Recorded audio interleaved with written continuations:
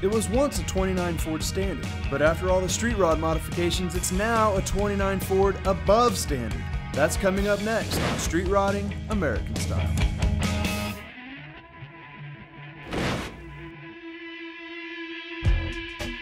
Gary, tell me what we're looking at right here. Well, it's what's left of a 1929 Ford Standard 5-window coupe. It's been chopped and channeled, frames been Z'd, and a dropped axle put under it. It's been lowered about 17 inches overall from its original height. Now you say what's left over. Why do you say what's left over? Well, what's left of it. Because, you know, the fenders are gone, the hood sides are gone, the door handles are gone, sections of sheet metal are gone. Okay, now a lot of people will take this and they'll say, why did you take this to a street rod? Why didn't you just keep it original the way it should have been? Well, there are an awful lot of restored A models around. At one time, the A Model Club of America estimated there were 400,000 restored A models. And restoration's really not my game. I've been in street rods since I was 16 when my first car was a chopped and channeled 32 Ford 3-window with a flathead in it. Now this car, and this is the last one. How long have you had this car? About 30 years. 30 years? Yeah. So have you had it in this condition for 30 years, or is it kind of a gradual progression where it's at? Yeah, it's a very gradual progression. It's got a 350 Buick engine with a turbo 400 hydromatic, Oldsmobile 442 rear end, a 356 Positrack. Okay, do the Ford enthusiasts say, what are you doing putting that mixture together for a Ford chassis and Ford body? Well, it's kind of a matter of what you got at hand. I had a 383 Magnum Chrysler engine out of a Roadrunner that I was going to put in it. But when I put it in there, the frame rails just spread wide out. So I said, it's a little too much weight. Had a friend that had this engine and transmission he agreed to swap. And so that's how I ended up with the Buick engine, which is kind of unusual.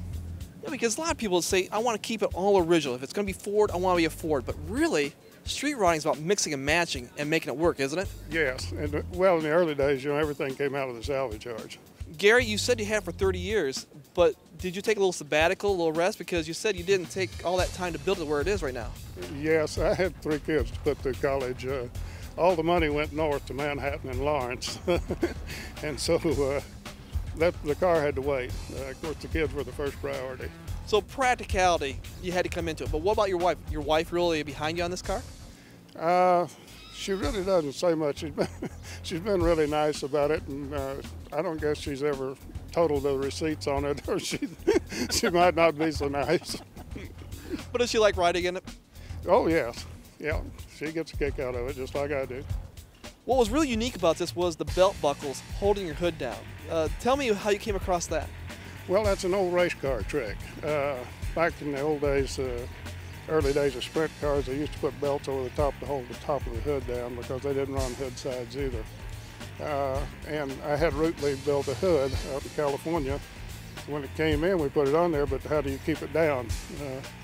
And so the thought was, well, let's make it look like an old sprint car and put the belts on it. The headers are unique because they got that wrap on it. Describing the wrap.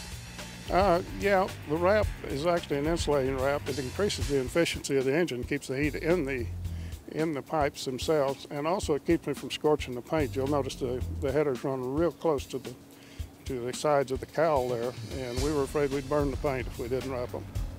It's probably pushing about 400 horsepower, and in an 1,800-pound car, that's sufficient. Oh, yeah. Very much so. It's actually quicker than a hiccup, if you want to know the truth. Have you scared yourself in it? Yes, I have. Tell me about the steering, Gary.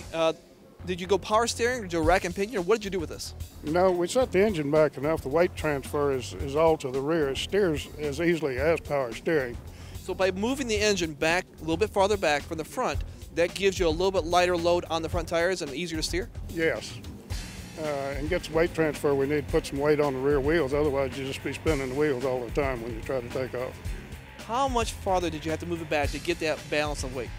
Well, you can see from the firewall it's recessed about 7 or 8 inches. And that 7 or 8 inches does enough to give you the weight distribution you need? Yes, sure did, because it moved. It's got a turbo 400 hydromatic, so it moved that pretty heavy transmission, moved all that weight toward the rear as well. Gary, notice there's no fenders on this. What are the pros and cons of having a fenders or not having fenders? Okay, the pros are that you shed a lot of weight with fenders and running boards on these old cars. The cons are many. You don't want to drive it in the rain. You don't want to drive it on a gravel road. Gravel roads tend to ruin these pretty paint jobs pretty quickly. But Gary, can you start this bad boy for me? Yeah.